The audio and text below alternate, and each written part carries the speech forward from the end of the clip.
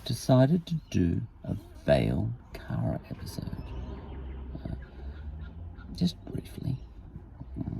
You can't capture everything about people you love in a YouTube episode, and nor should you. I'm not going to tell you anything much.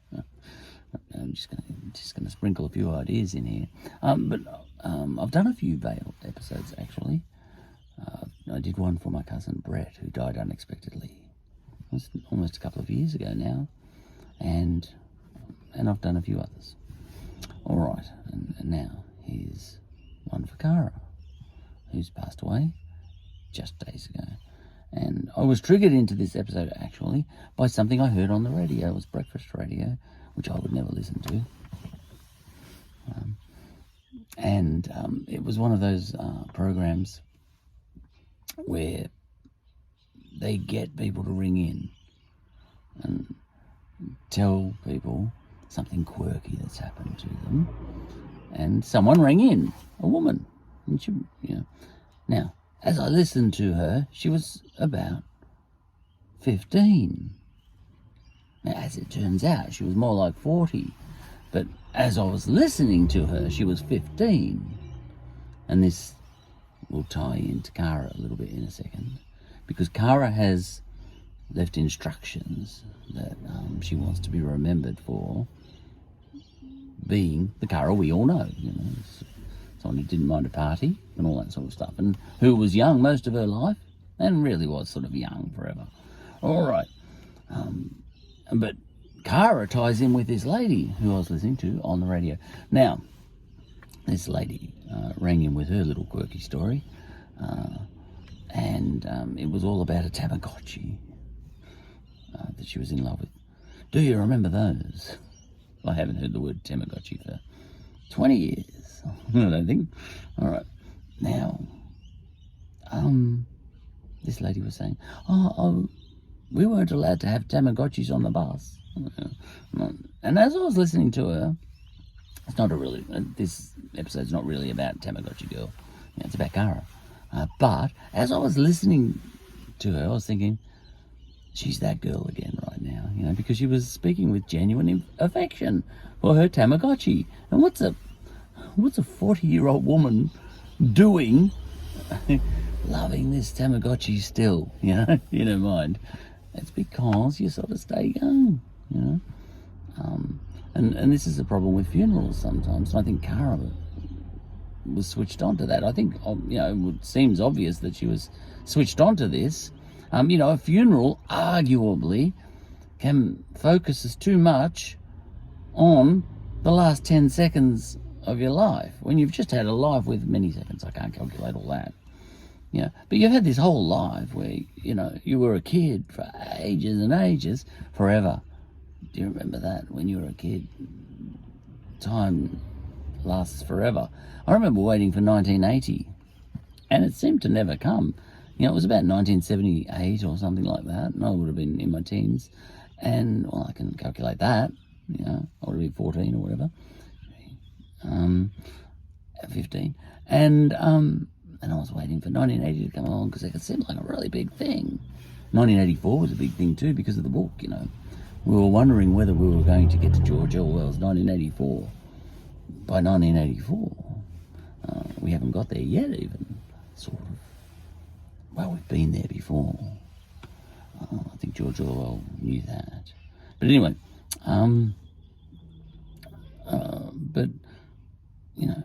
Cara, in her life, well, she was a kid for ages and ages. And she was like a teenager for ages.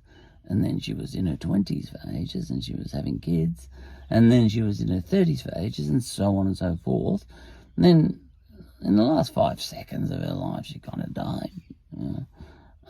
But the point is, and I think this is what Cara was driving at, when she left instructions, which is what she's done, for us to have a party instead of a funeral.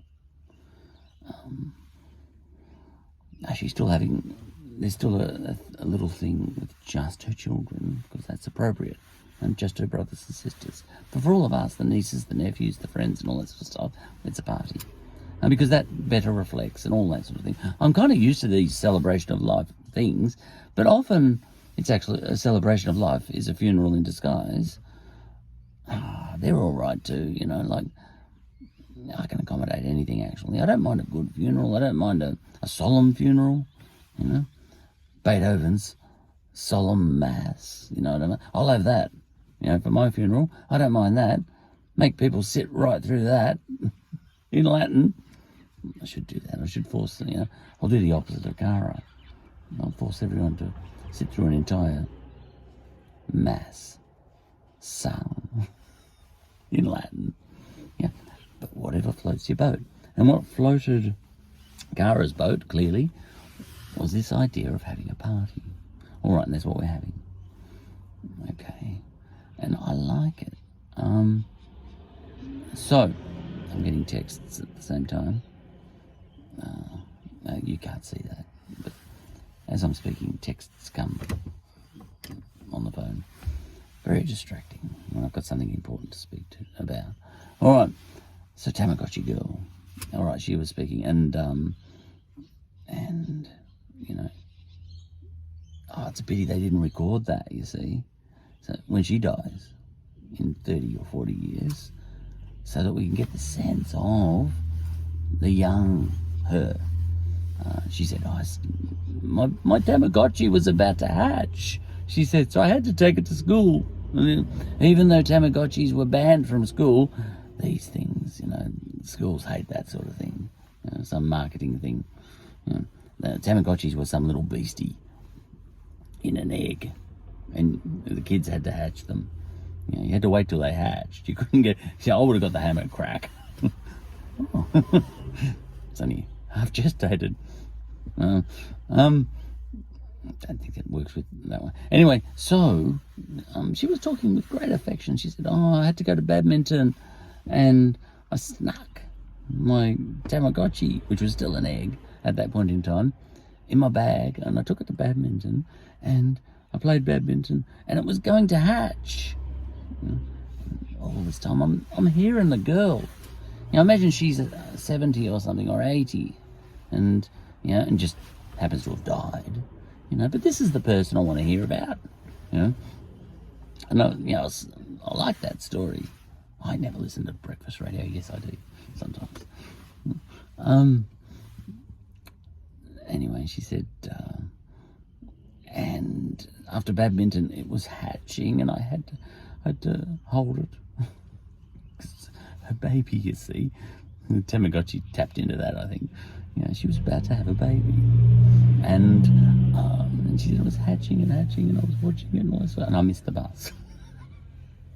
Well, that was funny. That's the sort of thing that some people would have at a funeral, a little story, funny little story. But I think the little stories aren't the thing. The thing is you're picturing her, just this girl in her school dress out the back of that badminton hall, sneaking around the back. Oh, my Tamagotchi. Oh, it's hatching. Oh, it's a monster. Monster reveal party. Out the back by yourself. With the bus gone. All right. So, and this as it is with Cara. So, that's absolutely appropriate. So she's gone the whole hog, and she's designed the whole thing herself, Cara. A little bit like Prince Philip designing his Land Rover, his stretched Land Rover. I like that. And Cara's done something similar and said this is the way it's going to be.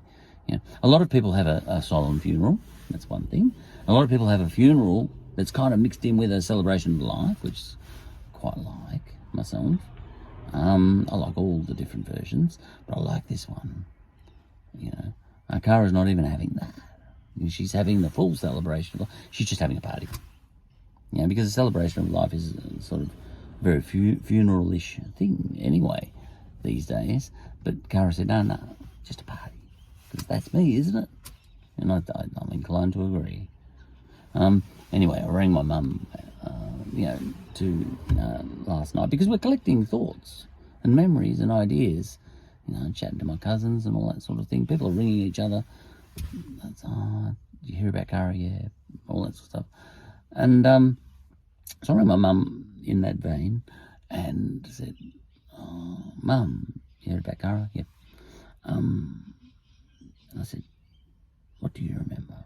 You know? And she said, well, I when she was 11 or 12. That's when my mum met my dad. And Cara's my dad's sister. Okay. And I said, oh, wow. See, now I could tell you all the little stories that my mum told, but that's not the point of this episode. The point is, immediately, just her saying that, I was thinking, I'm picturing Cara at 11 or 12. She's just a girl. See, and this is the way, I think I'm almost certain this is what Cara wanted. What she was driving at with saying, just remember me the way I am. Or was. Or am. What's the difference, you know? So I was thinking, oh, that's nice, yeah. What was she like? Oh, blah, blah, blah. Anyway, she said, just a kid. But then she chatted on and on and on about all the other things as, they all became family because my mum married my dad and all that sort of stuff. And as she was chatting, for example, she said, did you know that Cara lived with you? I said, I did not. Never been told that before. And apparently that happened, Cara moved in with us for a month or so because they were all living down by the beach, the family. And she would have and Mum said she was about 19 or 20, and she said, I think it was to do with a job she'd got or something, and it was too far to travel or whatever. But the point is she lived with us. And I thought, all right. So now I'm picturing a young lady, 19 or 20, and this is Cara, living with us. I said, oh, right. And then I started to think, see, I've been in that scenario before. I've seen that picture before. Okay, so she's just a young girl and there's these kids here, which is us, my brother and my sister and me. And I was thinking, all right, that's a whole Cara. So you start to, and the idea is just to have these ideas, and you're thinking about who Cara, the focus is all on all the good times then. And it works doing this, not overthinking it, but just feeling it, whatever. All right, now, and she said, yeah, and then she said, then she met Richard and all that sort of stuff. And I said, what about music? Because I actually remember music nights with Cara and Richard because they were not that much older than me. And I could remember Simon and Garfunkel. I rang my cousin and I said, all right, I remember they had records, because they were cool. My parents were like half a generation older. So my parents had all the 50s records, which I loved. There's Buddy Holly and Elvis and all that sort of stuff. And then I moved on. I promoted myself to Little Richard and all that sort of stuff. So I had all those records. And then there was my Uncle Billy, who's Cara's brother, and he had Beatles. And as I think about that now, I remember him playing Hard Day's Night to me when I was a kid. And Little Yellow Submarine was my favourite song. It's a funny thing, but these are all, when I was a kid, the Beatles were still playing. That's how old I am, which is good. And I remember my Uncle Billy, but I was more into the 1950s music. My Uncle Billy, he was only 6 years older than me. And I remember him playing Hard Day's Night, and dong, that first note, it's been a hard day's night, And I went, oh, that song is mind-blowing. And I thought at the time, that's fantastic. I hadn't heard it before. And he had a little record player by his bed. All right.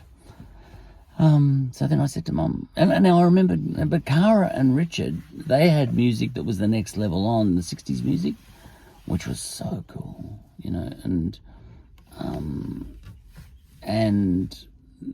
it was that sort of stuff. And I was racking my brain. I was thinking, what else is that? And I remembered Along Came Jones. And then along came Jones. Dun, dun, dun, dun, dun. Tall Walking Jones. Great song. And but there was more. There was other music, and then Mum reminded me, and she said Creedence Clearwater Revival. That's the, when I think Cara and Richard, it's Creedence.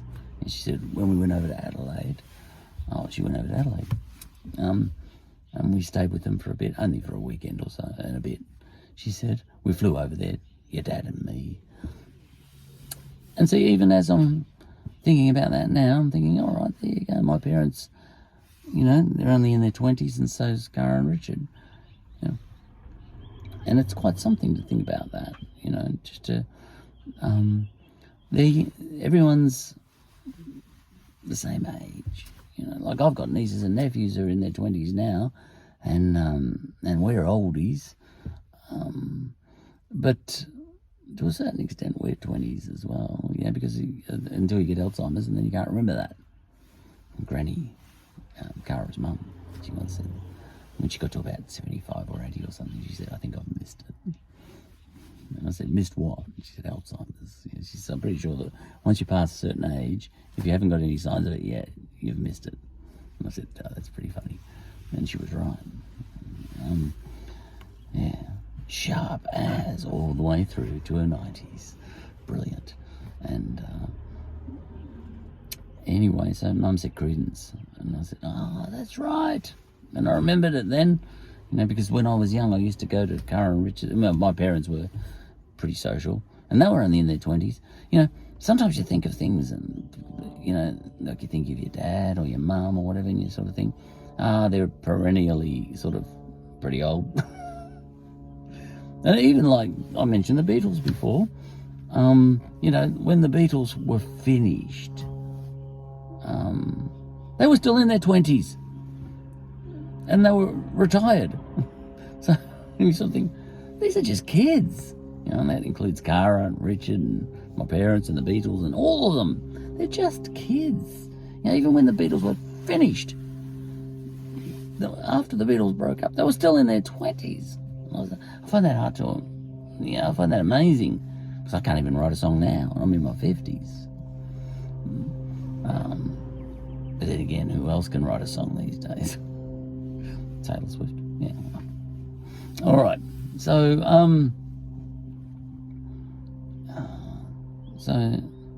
Creedence, yeah. And I said, what about Creedence? And she said, well, actually, I couldn't handle the name. I said, what are you talking about? She said, Creedence. She said, what's Creedence mean? I mean, I know what Creedence means, she said, but what does Creedence mean in the context of a band name? She said, that's what I was thinking at the time. And Clearwater, what's that?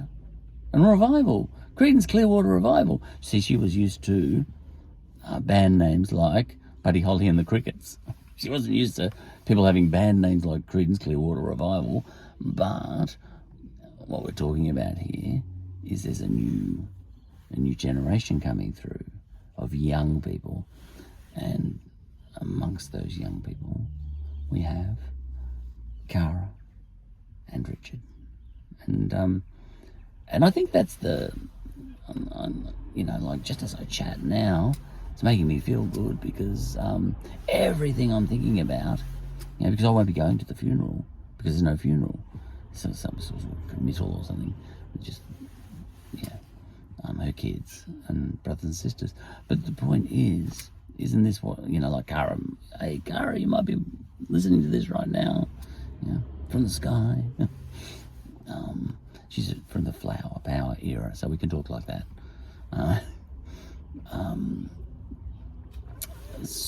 Like this is what Cara, I bet you Cara would like to be listening to this episode.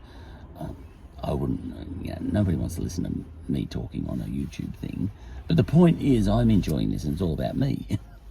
And Cara wouldn't mind this, I think. I think this is the idea. What I'm doing here is the idea of this party that's coming up, which is a party for Cara.